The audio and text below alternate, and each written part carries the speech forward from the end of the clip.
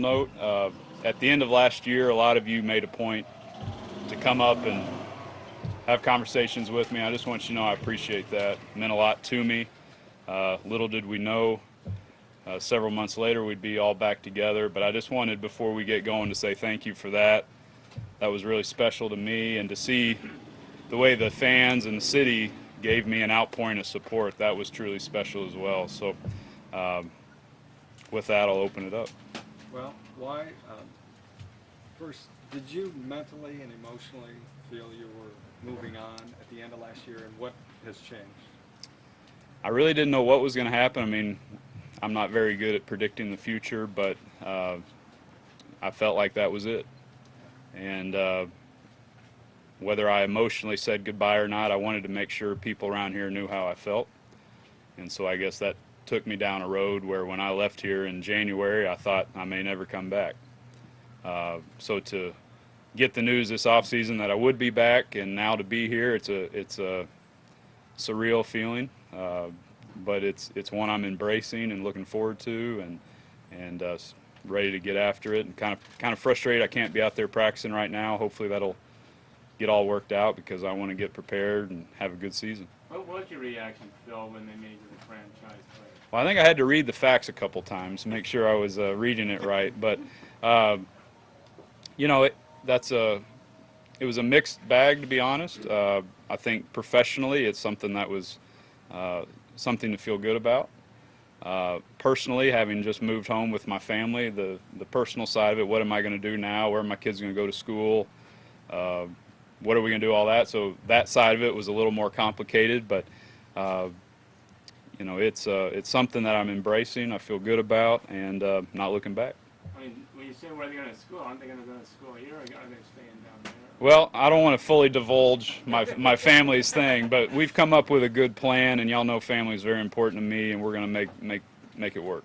Did it ever cross your mind that they would put the franchise tag on? Well, I knew it was a possibility. That's kind of an arrogant thing to walk around thinking is going to happen to you. So I knew it was a consideration. My agent did a great job of letting me know that that could happen. But like I said, how do you really ever know what's going to happen in the future? So I made decisions that I felt I needed to make personally, and then when this happened, we adjusted, and here we are. So you signed a one-year deal. You look at this as a one-year thing? That's what it is, as far as I know. You know, what I do each and every year is I try to have the best year I can, 1 year at a time. So that's my focus coming into this season. I want to play well. I want to help this team be the best it can be. And once again, whatever happens down the road, we'll find out when it happens, because predicting it, I'm not very good at. Phil, you've been in so many changes around here. I mean, do you just accept it, here's another arm that's going to go out and kick, or what? How do you deal with all Well, that?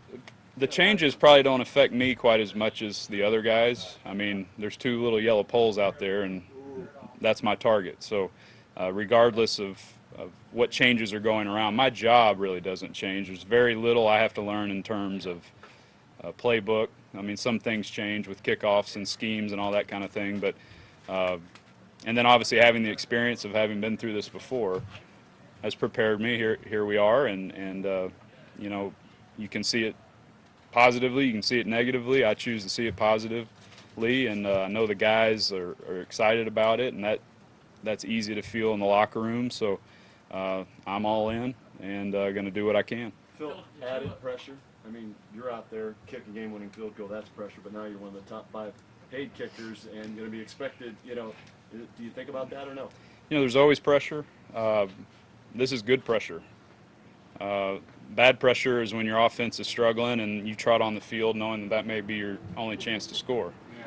That's bad pressure. That's like a 5-foot par putt. You know, you get the same putt and it's for birdie, you feel completely different lining up for the putt. So I put a lot of pressure on myself. I was talking with Coach Tabor last night, and he said, what's your goal, field goal percentage-wise? You know, 80%, whatever. I said, it's 100. And that's just how I think. So I don't know how much more pressure you can put on yourself than trying to be perfect.